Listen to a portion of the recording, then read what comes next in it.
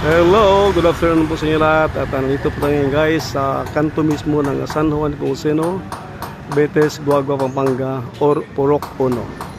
So meron lang po ko sana ipapakita sa inyo guys tungkol po ito sa pagkakaiba po ng kulay ng ating kalangitan po.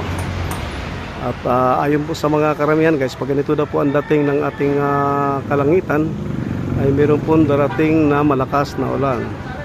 So, posible na ganun po siguro mangyari guys, ayon po sa ating mga sources. Kasi napakadilim po talaga guys, oh, hanggang itaas po. Siguro kung babagsak man to, medyo may kalakasan guys sa ganun pong sitwasyon. At dahil ito kasi ang area na pinakamababa sa buong padiretso lang po ng daanan. So, pwedeng lumulubog ito guys, anytime po na bumagsak po ang malakas na ulan dito po sa ating baryo ng San Juan Nepomuceno. At kasi lagi-lagi na po talaga kasi mangyari guys na kapag ang ulan ay tumatagal po ng 1 oras or 2 oras guys, kapag medyo may kalakasan po talagang lumulubog na po ang area na to.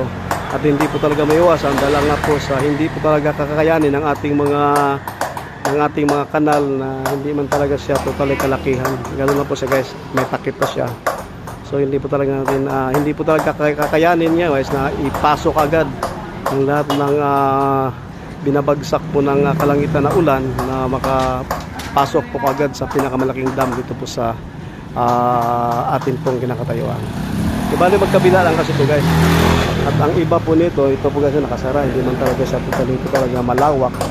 So hindi po talaga magawang mai-safe ka agad or may lagay sa tama ang pagbagsak po ng ulan. At tulad po nito guys, medyo padilim ng padilim po.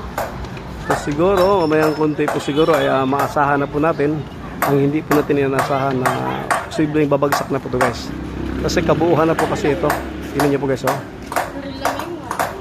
Napakadilim po talaga ng ating kalangitan. At pagkibali paikot po ito guys hanggang doon po. Shout out my friend.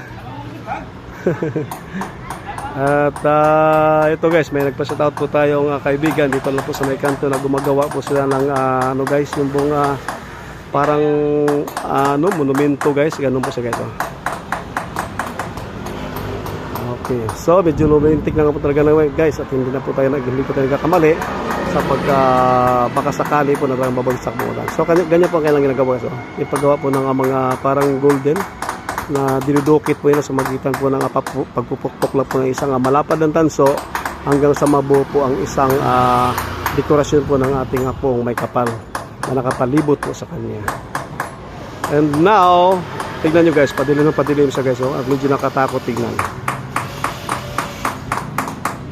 At hanggang dito lang, at huwag po sanang kalimutan guys, mag-like and share dahil medyo umuulan na po. At pansamantala ko po muna itigil ang aking pong pagbablog dahil medyo pumapatak na po ang kunting ulan dito po sa ating kinakaroonan. At hanggang dito lang po guys, huwag po sana magkalimutang mag-like and share, mag-subscribe guys, at sa ganun naman mas lalo po kayong maging updated ano mga video na akin po ipapalabas sa ngayon, July 2021, something like that guys. At hanggang dito lang, bye bye and good luck, and this is once again Joaquin Vlogs. God bless.